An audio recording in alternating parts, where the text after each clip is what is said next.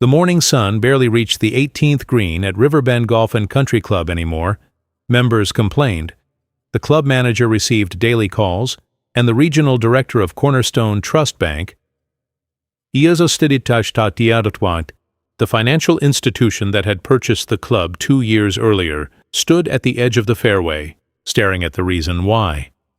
A wall, 23 feet tall, 240 feet long, made of corrugated steel panels, painted flat black and anchored in concrete footings that went 6 feet into the ground. It sat directly on the property line between the golf course and a small 5-acre parcel that had been there long before the club was ever built.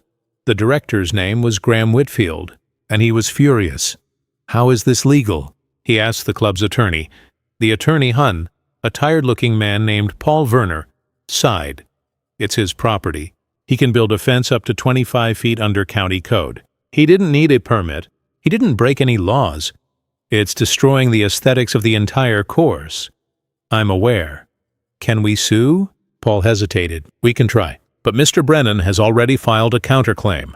He's suing us for trespassing, destruction of property, and emotional distress." Graham's face went pale. "Over what?" Paul pulled out a folder and handed it to him. Inside were photographs, dozens of them, showing stumps, cut trees, torn roots, and a handwritten sign nailed to one of the stumps. "These trees stood for 47 years. You cut them down for a golf view. Now you get nothing." Graham stared at the photos. Then he looked back at the wall. "Who the hell is this guy?" Paul's voice was quiet. "His name is Samuel Brennan. He's 73 years old. And we made a very big mistake. Samuel Brennan had lived on the same 5 acres since 1977. It wasn't much land, just a narrow strip along the bend of the Hocking River, tucked between what used to be farmland and an old country road. But it was quiet, and it was his. Samuel's wife, Ruth, had planted a row of oak and maple trees along the eastern edge of the property the year they moved in. 14 trees in total. She'd chosen them carefully, native species that would grow tall and provide shade, privacy, and a windbreak. Ruth passed away in 2018, but the trees remained, and every spring, when the leaves came back, Samuel felt like a part of her was still there. In 2015, a developer bought 300 acres of land adjacent to Samuel's property and built Riverbend Golf and Country Club. It was an upscale facility, 18 holes, clubhouse, restaurant, pool, membership cost, $12,000 a year. Samuel didn't care. As long as they stayed on their side of the property line, he had no problem with them. For years, it was fine. Then, in 2022, Cornerstone Trust Bank purchased the club as part of an investment portfolio. The new management wanted to elevate the experience. One of their first priorities? Improving sightlines on the back nine. In April 2023, Samuel received a letter from the golf club. It was polite, professional. "Dear Mr. Brennan, we are writing to inform you that several trees located on your property are obstructing views from holes 17 and 18 of our golf course. We would like to discuss the possibility of trimming or removing these trees to enhance the playing experience for our members. We are prepared to offer compensation for this inconvenience. Please contact us at your earliest convenience." Samuel read the letter twice. Then he threw it away. A month later, another letter arrived. This time, the tone was different. "Dear Mr. Brennan, we have not received a response to our previous correspondence. Please be advised that the trees in question may pose a safety hazard to golfers. We respectfully request a meeting to discuss removal or relocation. We are prepared to offer $4,000 in compensation." Samuel still didn't respond. In June, someone from the club called. Samuel answered. "Mr. Brennan, this is Derek Cole from Riverbend Golf Club. I'm calling about the trees on your property. I got your letters." "Great. So you're open to discussing removal?" "No," there was a pause. "Mr. Brennan, we're willing to be very generous. We can go as high as $6,000. The trees aren't for sale. Sir, they're blocking premium fairway views. Our members are complaining." "Then they can complain." Samuel hung up. On a Saturday morning in early July, Samuel was in town getting groceries. When he got home 2 hours later, something felt wrong. The light was different. He parked the truck and got out. Then he saw it. The trees were gone, all 14 of them, cut down to stumps. The branches, trunks, and debris had been hauled away, leaving nothing but raw, splintered wood sticking out of the ground. Samuel stood there, frozen. His chest tightened. His hands started shaking. He walked slowly along the tree line, staring at each stump. Ruth's trees, gone. A landscaping truck was still parked near the edge of the property. 2 men in work uniforms were loading chainsaws into the back. Samuel walked toward them. "Who told you to cut those trees?" One of the men looked up. "We're just the crew, man. We got a work order." "From who?" "The golf club. They said the property owner gave permission." Samuel's voice was low and cold. "I'm the property owner, and I didn't give anyone permission." The man's face went pale. "Oh, shit." Samuel drove straight to the golf club. He walked into the main office and demanded to speak to the manager. A woman in her 40s came out. Her name was Monica Lang. "Mr. Brennan, you cut down my trees." Monica hesitated. "There was a miscommunication. We believed we had authorization." "You didn't." "I understand you're upset. We're prepared to compensate you. I don't want your money. I want my trees back." Monica's tone shifted.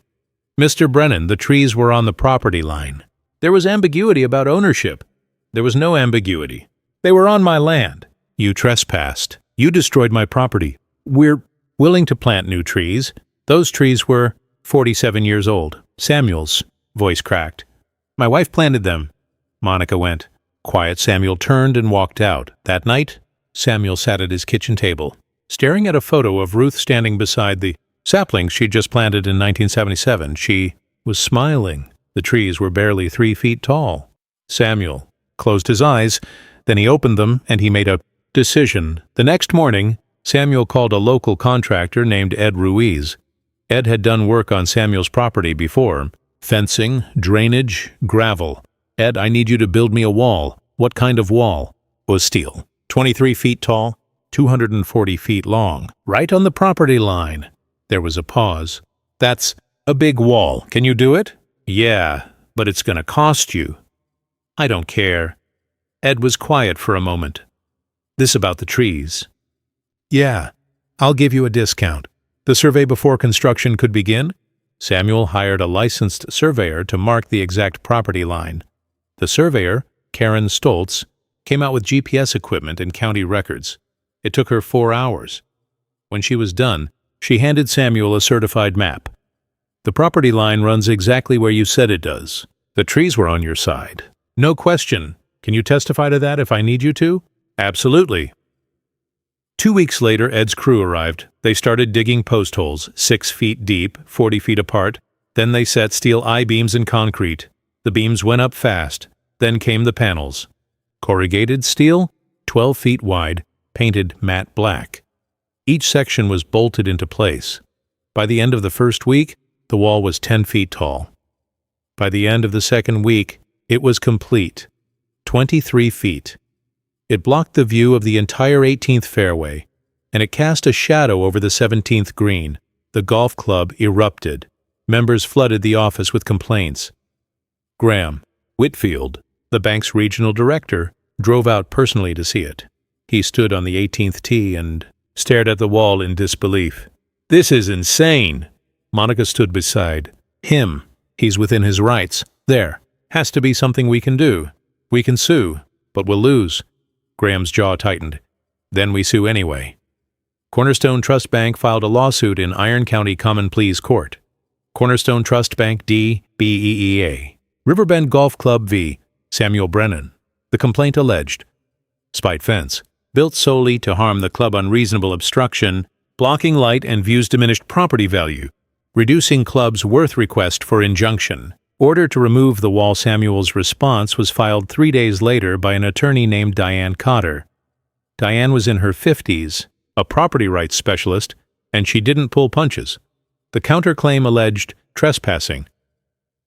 Onupas kaprir frachin, entering property without permission. Destruction of property. Shandadisau au, cutting down 14 mature trees. Emotional distress. Trees planted by deceased wife. Punitive damages. Willful and malicious conduct. The preliminary hearing was held on September 18, 2023. Judge Aaron Covington presided. He was in his early 60s, no nonsense, and known for cutting through legal nonsense. The courtroom was packed. On one side sat Graham Whitfield, Monica Lang, and the bank's attorney, Jared Finch. On the other side sat Samuel and Diane. Judge Covington entered. Be seated. This is a complaint regarding a property line fence and a counterclaim for trespassing and property damage. Mr. Finch, you may proceed. Jared Finch stood confident and polished. Your Honor, this case is about a vindictive and disproportionate response to a simple property dispute. Click to a photo of the wall, Mr. Brennan. He has erected a 23-foot steel wall for the sole purpose of harming my client's business. It blocks views. It casts shadows. It's a classic spite fence. While we regret the miscommunication regarding the trees, we offered compensation. Mr. Brennan refused. Instead, he chose to build this monstrosity. We asked the court to order its removal. He sat. Diane stood, calm and deliberate. Your Honor, let's be very clear about what happened here. She pulled up a photo of the tree stumps. My client owns 5 acres. For 47 years, 14 trees stood on the eastern edge of his property. Those trees were planted by his late wife. In July 2023, without permission, without notice, employees of the golf club entered his property and cut down every single tree.